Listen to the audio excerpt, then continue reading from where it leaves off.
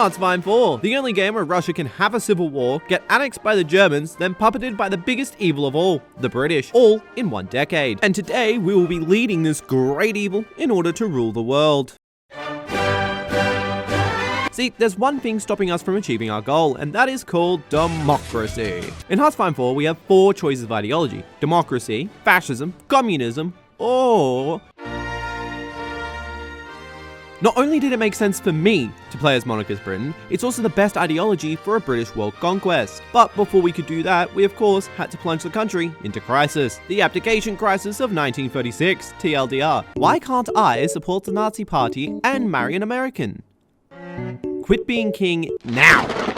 In this universe, we only let him have one, the American. The only problem with keeping Edward on the throne was that my government changed to the modern day British government and all my dominions left me except for Malaysia. And India, for some reason. Wait, British Raj stayed with him? However, this problem will be fixed later. First, we have to stabilize our country due to our national spirits and leader traits. National spirits are unique buffs and debuffs our country starts and gains over the course of the game. Currently, we have 4: British Stoicism, the War to End All Wars, Edward, and the London Naval Treaty. This, on top of Edward's current unique leader traits, make this game not impossible, but difficult. The War to End All Wars and Edward's traits can be fixed with a few focuses, but we can get more spirits later on. We can also see other countries, such as the Soviet Union, having factionalism. But I'm sure it's nothing too bad. Well, while the Soviets beat each other, I decided to rebuild my empire. Canada, South Africa, Australia, and New Zealand. All my former colonies who broke away because a king didn't want to marry a British person. Cannot relate. They also formed a new faction, the Commonwealth of Nations, with Canada as the faction leader. Now, I could declare war on Canada, but there's one minor issue, one small, insignificant country that would join the war if I declared on Canada. The United States of America. The Monroe Doctrine says that if an American country is the target of war, that the US will come to its defense. However, if an ally of Canada is the target of war and they join, not much Monroe can do. It was the biggest loophole since tax evasion. However, after 10 stacking a naval evasion in Toronto and taking all Eastern VPs in a matter of months, in order to capitulate Canada even with a single collab government, we needed to go all the way to Vancouver, why not Canberra, Wellington, or Pretoria? Because... remember how I said Canada was the faction leader? They're also the only major power in the faction. So despite the fact that South Africa probably has gains against my barrier troops, Australia sending a single division into Canada, and New Zealand not doing shit, they were all in the peace conference. So after I pupped them all back into my empire, I'd move to my next country, the United States. The USA is one of the more painful countries to exist in Hoi 4. At the start of the game, it's weak due to the Great Depression, but let it sit and you'll have to deal with a country that easily makes hundreds, if not thousands of units, a bigger fleet than Britain, and with resources to boot.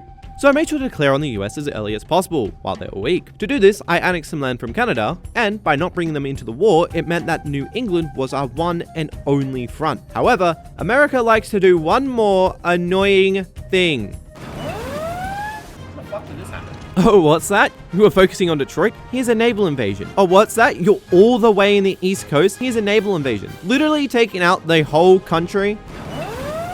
If you get too focused on the front line, then America will randomly naval invade somewhere in your back line, causing you to scramble units or take them off your front line to deal with them. So I took my daughter and made her fight my son when he tried to naval invade me. We also put our barrier troops on the border of Buffalo and Detroit. They can't push us, but we couldn't push them. We had begun to train more troops and made my spies prepare a collab government as we began to push more into the US and as we began to thin the herd by encircling their units, with each successful one destroying the units in them permanently, unlike pushing, which just removes a unit from that tile. Alongside taking any and all supply hubs and railroads, we were starving the Americans, for once, then destroying their units. The plan had gone flawlessly. I think we take, we take what we did and we'll just pull back to Detroit. No problems at all. After finally beating the Americans and placing Edward's wife in charge, we could now turn our attention to you.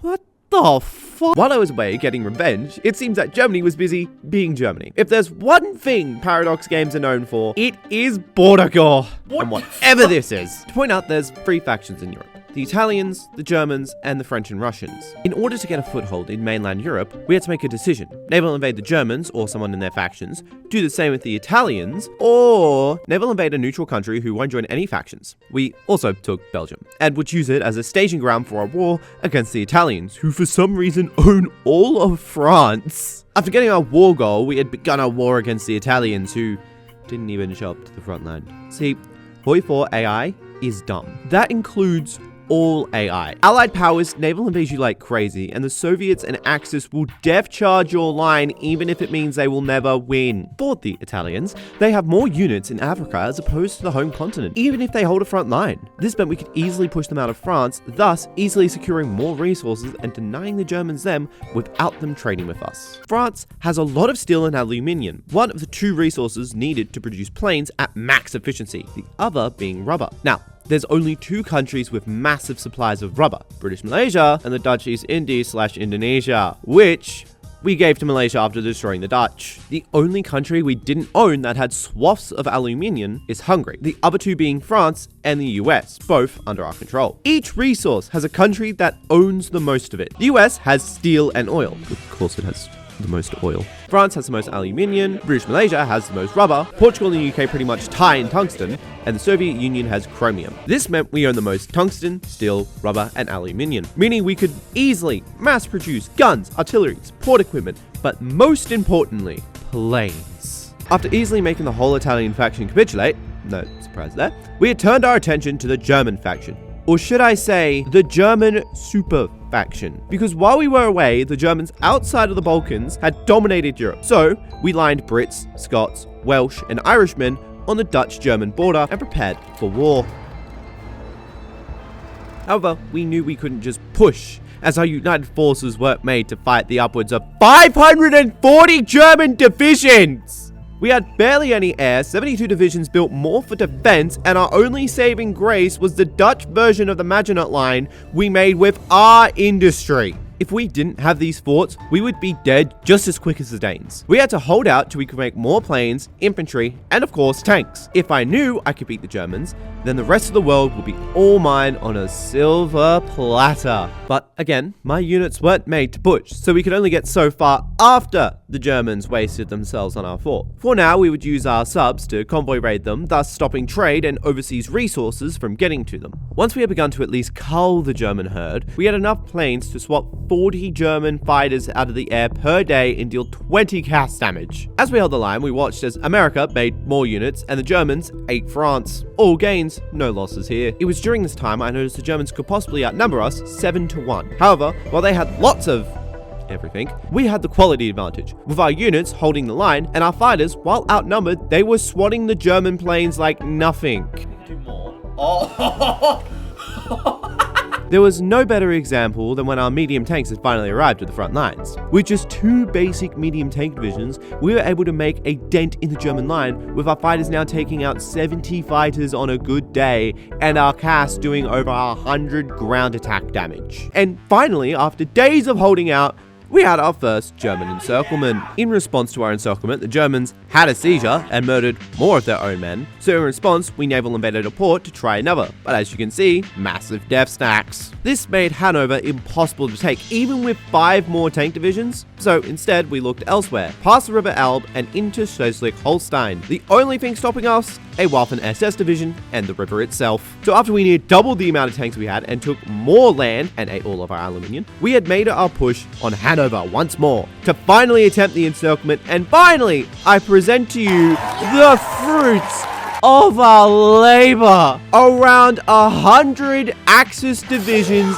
dead and the complete collapse of the German front line as a mix of medium armor and the RAF pushed us to Berlin. But before we could make it to Berlin, they tried push after push after push, only wasting manpower and equipment to the brave British souls who bombed the Reichstag. If the artist isn't dead, I'm sure a lot of his high command is. After bombing the Reichstag, we had successfully taken Berlin using the Germans' own tactics of blitzkrieg. If you don't know what color my tanks are, you can tell where they are based on where the front line is moving the most. And finally, right before taking Vienna, we then took Hungary, Estonia, China, and Turkey to finally surrender the Axis powers. I'd mention the Japanese faction next, but they weren't even a speed bump. And so finally, after years of war, we had finally conquered the world, and making everybody's day noticeably worse. As if they aren't British, they are now ruled by the British. Being forced to drink tea and get stabbed after asking for the time was now a worldwide event. Thank you for watching. All of this was streamed live on Twitch, so you can go watch there if you want to see more of a catboy being an idiot. I plan to make more videos like this in the future. However, these are a bit more lengthier, so there'll also be filler content between these types of videos. So, make sure you subscribe to the YouTube channel to keep up to date with new posts, and follow on Twitch, or else I'll conquer your house in the name of the king.